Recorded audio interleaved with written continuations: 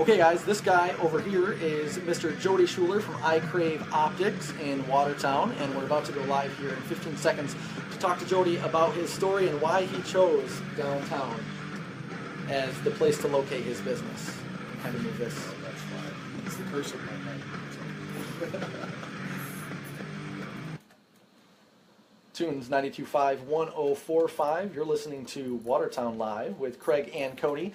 Cody, of course, not in studio today, so my good friend Taylour has been filling in for Cody, but also we've got another great guest in studio this time. It's Mr. Jody Shuler from Kraig Optics in downtown Watertown. Jody, how's it going today? A busy day at the office today, actually. I was quite surprised. Usually Saturdays are kind of quiet, but I enjoyed a nice busy afternoon today. That's awesome, and what an awesome shop you have there in downtown. But kind of before we get to that, I know that you've got a lot of, you've got a great story, I think. You didn't just, decide to open up a business in your industry kind of overnight. You've got a history of doing business here in this community, and you decided to open up your own business. So tell me about your story and where you've come from. Well, it's been, goodness, this week will be my 27th year in the optical industry. 5 of those have been a licensed optician. The ones prior to that was mostly lab work. So I've done a little bit of everything in the optical industry, from being the optician that I am today to lab work and creating in lenses, working with frame design, a little bit of everything. And I've really enjoyed what I do, and it's kind of fun. I like what I do because I actually get to help people not just see better, not just look better, but all of that. And actually, I find that people, when they have a really cool pair of glasses that they can see well with, they look good and they fit good, they're more confident. So it actually changes them, and that's actually kind of fun too. Yeah, it definitely does. And you hit on an important point there. I follow you on Facebook, and I love what you're doing there. You'll actually post photos of people before, what they looked like before in their lenses, and then after they've kind of been to you, when you kind of reinvent them as a person. And there's a whole process involved in that, right?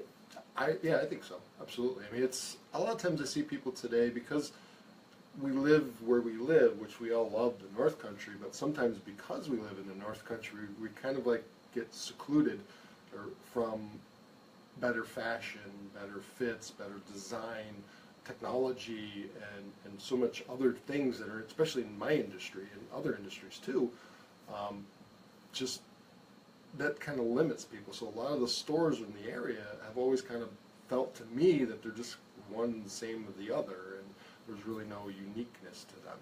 Yeah, and so you chose to open up your own store, and you chose downtown Watertown as that location. And can I just say, I think you've got all of the locations in downtown are pretty good locations, but I think you've got the best. I do. It was a jackpot. It definitely was. So you got that, and tell us about your shop there and how long you've been doing business and what makes your shop so awesome, because it really is. If you haven't been there, it's hard to vocalize what makes it different from every other optical place. Well, first of all, it doesn't look like any other optical store.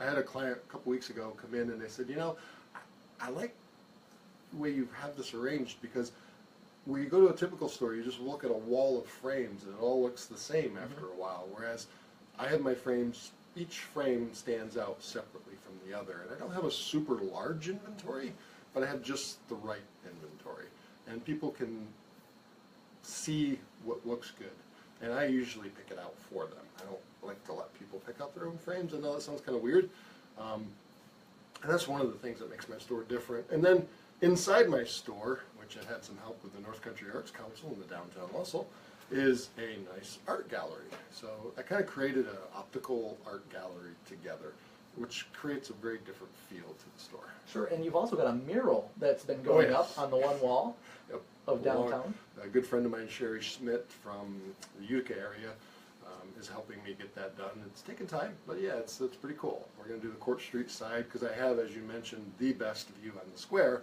out to the square, but I don't have the Court Street side of the square. So I've got to have a cool view of that too. So it's on my big wall, 16-foot huge ceilings that are in my store. So I wanted to cover up that wall with something really cool. Well, it looks awesome, and it's just a phenomenal business in downtown. And we're so happy that you chose to locate it there. I remember, it was funny actually you say that, choosing it. Me and my wife were driving around the square one night, and when the Woolworth building had just opened up, and they take all the boards away from the windows, and I was parked at the light that faces that building, and I'm like, it's right there. that's where I want it. That's the one. That's the one. For sure. And, you know, I know that you have a lot of love for downtown. You're very passionate about downtown Watertown. So can you just kind of expand on that? And what do you love about downtown? What do you think is gonna you know, make the biggest difference in the future of our downtown here in the next 5 or 10 years? Again, it's thriving businesses that, again, do the same. They respect the downtown area, what it is. It is historic. I mean, it's beautiful. We have some amazing history at the Historical Museum. I got to see some stuff there the other day that I didn't know how much about the America's Corners that used to be there. I was like, wow, that's cool. So there's a really neat history to downtown Watertown, and we can preserve the history but still bring in new, like what they're doing with the Lincoln Building. That's absolutely awesome. I love what they're doing over there. And just the other businesses that are downtown. We have the Paddock Arcade. I mean, that's historic in itself. That's the oldest mall, and everybody wants to go to the mall. Absolutely. Better mall to go to than the oldest mall in the country. So we really have some cool stuff down here, and I'm looking forward to the opening of Spokes, the wine bar that's going to be in the Franklin Building. I was talking to the owner of that the other night. Just really cool stuff that's happening that's going to make downtown fun for young people, older people, whomever, just to come downtown and make it a fun place to be. Yeah, it's really, with all of those different businesses coming on board, it's becoming more and more of a destination for people. It really is. Yeah, I know a lot of people complain there's no parking. Everything's a destination in downtown, so you've got to just come and walk to your destination. We literally just talked about that in one of the last program segments here on the program. Yeah, there's plenty no of parking. There's plenty of parking. There really is. The JBY's parking lot, super accessible, and people say, well, then you got to walk. Well, it's not that far of a walk. Park at the mall on any given day, and you're going to walk twice as far as you do from the JBY's parking lot to your front door. Even just as far. It's like, you know, I walk a mile to work, so for me it's a big deal. I don't even park. So it's, right. You know, I mean, a city is a city. If you go to a big city, even like New York, which I'll be there in 3 weeks, I am not going to have my car in New York. I'm going to walk everywhere in New York. Sure. And I'm going to walk more than a mile, I'm sure of it. Well, I'm confident that those complaints will kind of go away when people start treating downtown as a destination, or continue treating downtown as a destination, and they realize the great things that are out there. So if you've not walked around downtown Watertown and you're listening right now, I would encourage you, take a day and do it. Stop into April's Cake Shop. Stop in and see Jody at I Crave Optics. Stop over to Wing Wagon on the other side of the square there. There's a lot going on. Have coffee over at the Tarot Cafe. For God's sakes, have coffee. Consignment. Solitary consignment. Another Cool one as clothes well. at the Solitary Consignment. Bistro 108. Have a nice dinner. Have a beer at Paddock Arcade. Whatever you want. Sweet Bean. Can I just say this? Sweet Bean Cafe has phenomenal chicken and waffles. I've not had their chicken and waffles. I've never had chicken and waffles, but chicken and waffles at Sweet Bean Cafe, Chris, the guy, they're the best ever, and he's willing to bet that they're the best ever as well.